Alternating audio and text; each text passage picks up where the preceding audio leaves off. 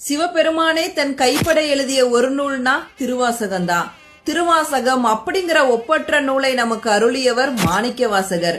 நமச்சிவாய வாழ்க, நாதன் தாழ்வாழ்க, இமை பொழுதும் என் நெஞ்சில் நீங்காதான் தாழ்வாழ்க.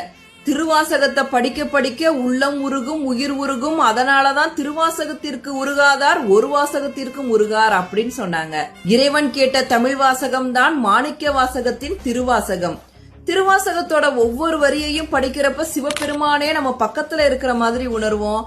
அந்த அளவுக்கு சிவபெருமான் மீது அன்பையும் காதலையும் பக்தியையும் ஊற்றி எழுதியிருக்காரு மாணிக்கவாசகர். 32 ஆண்டுகள் வரை மட்டுமே வாழ்ந்த மாணிக்கவாசகர் சிதம்பரம் நடராஜர் கோவில்ல மக்கள் அனைவரும் பார்க்கிற மாதிரி ஆனி மாதம் மகம் நட்சத்திர அன்னைக்கு சிவபெருமானோட இரண்டரை கலந்தாரு. அந்த நாளதான் மாணிக்கவாசகர் குரு பூஜைன்னு ஒவ்வொரு வருஷமும் எல்லா சிவாலயங்களிலும் கொண்டாடுறோம். இந்த வருஷம் மாணிக்கவாசகர் குரு பூஜை வருகின்ற ஜூன் 29ஆம் தேதி கொண்டாடப்பட இருக்கு.